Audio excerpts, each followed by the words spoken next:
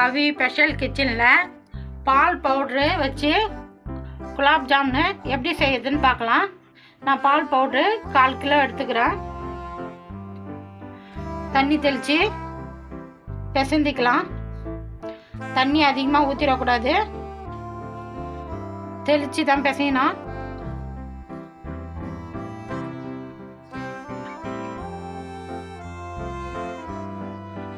பிசைஞ்சாச்சு. ரொம்ப தண்ணியாக இருக்கக்கூடாது, ரொம்ப ஆடாக இருக்கக்கூடாது. நல்லா சாஃப்டாக பிசையணும். ஒரு கிண்ணம் போட்டு மூடி வச்சிடலாம். ஒரு 1/2 hour ஊறட்டும். 1/2 hour ஊற வச்சோம். நல்லா ஊறிடுச்சு. இப்போ சின்ன சின்ன பாலாக நம்ம பிடிச்சிக்கலாம். இதில் ஒரு 30 பாலாச்சும் வரும்.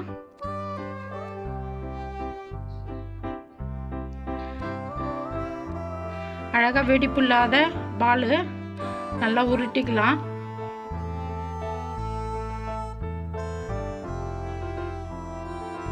நம்ம சின்ன சின்ன பாலாக பிடிச்சாச்சு.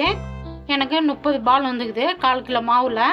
இப்போ இதை போயிட்டு நம்ம நெய்யில் பொரிச்சு எடுத்துக்கலாம். அடுப்பத்தை வச்சு ஒரு கடாயை வச்சுட்டேன். நம்ம நெய் போட்டுக்கலாம். நெய் மிதமான சூடாகி போச்சு. ரொம்ப சூடு இருக்கக்கூடாது, கொஞ்சம் மிதமான சூடாக தான் இருக்கணும். நெய் நம்ம ஒன்று ஒன்றா போட்டு பொரிச்சு எடுத்துக்கலாம்.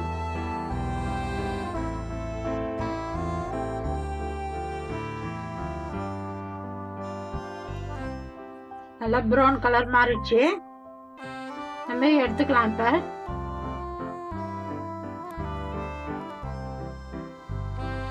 எடுத்து ஒரு தட்டில் வச்சுக்கலாம்.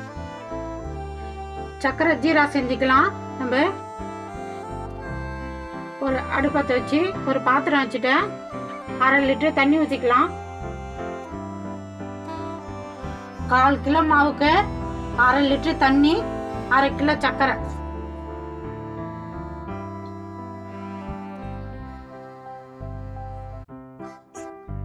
சக்கரை கரையட்டும்.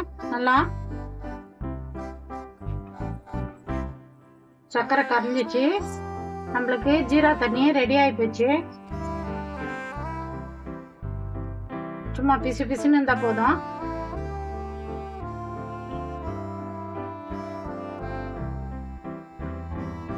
நாலு ஏலக்காய் தட்டி போட்டுக்கலாம்.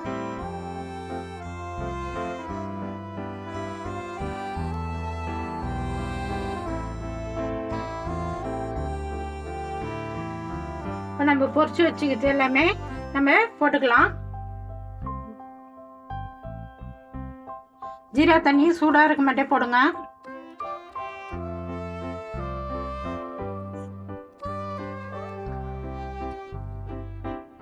நல்லா ஊறட்டும். ஒரு 1/2 hour ஊறினா 1/2 hour ஊறின பிறகு நம்ம எடுத்து சாப்பிட்டு பார்க்கலாம். கவி ஸ்பெஷல் கிச்சனில் பால் பவுடர் வச்சு நம்ம குலாப் ஜாமுன் செஞ்சோம். ரெடி ஆகி போச்சு. நல்லா 1/2 hour ஊற வச்சோம். நல்லா ஊறிடுச்சு. நான் எப்படி செஞ்சேன்னா அதுமாதிரி செஞ்சு பார்த்துட்டு எப்படி இதுன்னு சொல்லுங்கள். எனக்கு சப்போர்ட் பண்ணுங்கள். இந்த வீடியோ பிடிச்சிருந்தா லைக் பண்ணுங்கள், ஷேர் பண்ணுங்கள், சப்ஸ்கிரைப் பண்ணுங்கள்.